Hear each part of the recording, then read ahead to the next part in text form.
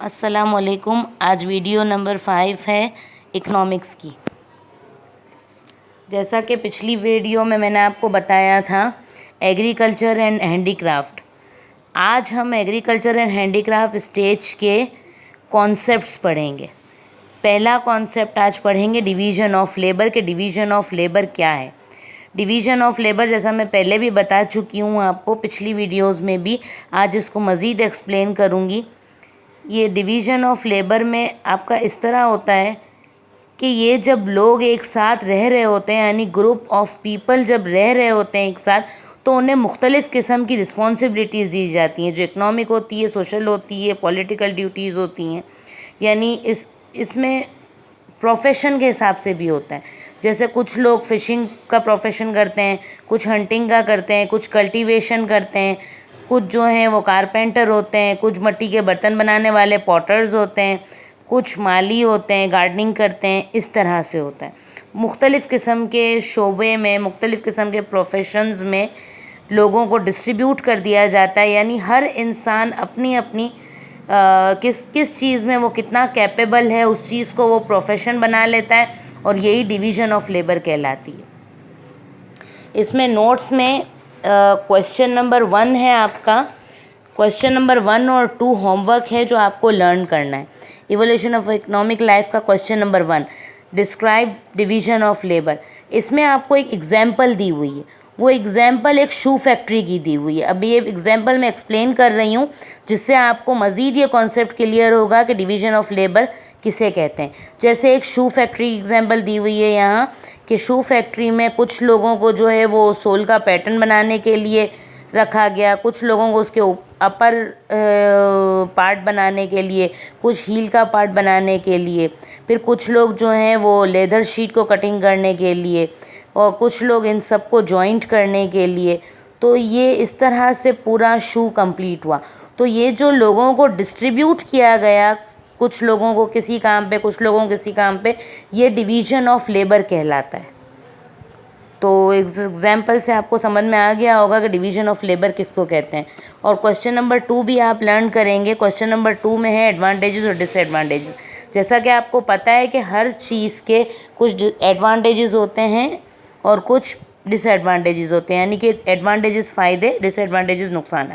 Advantages क्या हैं? Advantages हैं डिवीज़न ऑफ लेबर के, प्रैक्टिस मेक्स परफेक्ट। यानी अगर कुछ लोग लेबर एक ही काम को बार बार करेंगे तो वो उसमें एक्सपर्ट हो जाएंगे। जैसे आपकी मिसाल लेते हैं, अगर आप कुकिंग करते हैं, गर्ल्स की मिसाल में दूंगी यहाँ पे, कि अगर वो कुकिंग करती हैं तो कुकिंग में एक्सपर्ट हो जाती हैं। इसी तरह मतलब जो काम आप बार बार करोगे, कंटिन्यूसली करोगे, उसमें आप एक्सपर्ट हो जाते हो, परफेक्ट हो जाता है आपका वो काम। आउटपुट इंक्रीज, यानी कि अगर एक परफेक्ट शख्स काम करेगा, एक ही काम को करता रहेगा, उसमें वो क्या होगा, एक महारत हासिल कर लेगा, एक्सपर्ट हो जाएगा। तो क्या होगा, वो आउटपुट ज़्यादा से ज़्यादा देगा, उसकी आउटपुट इंक्रीज़ हो जाएगी। सेविंग इन ट्रेनिंग, यानी कि उसको मज़ीद इंस्ट्रक्शंस की ज़रूरत नहीं पड़ेगी, ट्रेनिंग की ज़रूरत नहीं पड़ेगी, वो अपने काम को बार बार करने पर खुद ही एक्सपर्ट हो गया होगा। टूल्स और इक्विपमेंट्स, अब हर वर्कर को हर कंप्लीट टूल्स की ज़रूरत नहीं पड़ेगी, यानी वो जो काम कर रहा होगा उसी के हिसाब से वो टूल्स यूज़ करेगा। सारे टूल्स की ज़रूरत उसे नहीं पड़ेगी, हर इक्विपमेंट की ज़रूरत उसे नहीं पड़ेगी। मशीनरी का इसमें यह आएगा कि वो जिस मशीन को, जिस पार्ट को वो यूज़ करेगा, उसमें वो एक्सपर्ट होगा यूज़ करने पे, जिसकी वजह ये होगी कि वो बहुत तेज़ी से उसको यूज़ कर सकेगा और बहुत कम खर्चे पर आउटपुट निकल सकती हैं, ज़्यादा आउटपुट निकलेंगी चीपर कॉस्ट पर। और एफिशिएंसी, यानी वो जाहिर सी बात है, वही चीज़ आ गई कि उस शख्स में उस काम करने की स्किल जो होगी उसके, वो बहुत ज़्यादा इम्प्रूव हो जाएगी, और वो अगर एक काम को बार बार करता है तो वो कम टाइम में करेगा, यानी ज़्यादा टाइम का जो काम होगा वो कम उसमें होता जाएगा, इसका ज़्यादा काम करने लगेगा, उसकी एफिशिएंसी बढ़ जाएगी। और डिसएडवांटेज ये होगा कि डिसलोकेशन ऑफ प्रोडक्शन, यानी कि इसमें आपको एक एग्जांपल दी गई है स्ट्राइक की, कि अगर फैक्ट्री में स्ट्राइक हो जाती है और वो जो एक शख्स जो कंटिन्यूसली एक काम कर रहा होगा वो अगर स्ट्राइक पर है, या वो पूरा जो एक टीम है लेबर की एक काम करने के लिए, और वो अगर स्ट्राइक पर जाती है, तो आपका जो है वो प्रोडक्शन प्रोसेस रुक जाएगा, क्योंकि वो वही एक्सपर्ट होंगे, दूसरे लोग तो उस काम को जानते नहीं होंगे कि किस तरह से होगा। तो फिर ये नुकसान है डिवीज़न ऑफ लेबर का, डिसएडवांटेज है। इसके अलावा इंडस्ट्रियल एक्शन, यानी कि आपके ज़्यादा जो है वो इंडस्ट्री वर्क बढ़ जाएगा, क्योंकि लेबर होंगे तो वो ज़्यादा इंडस्ट्री की तरफ आते रहेंगे।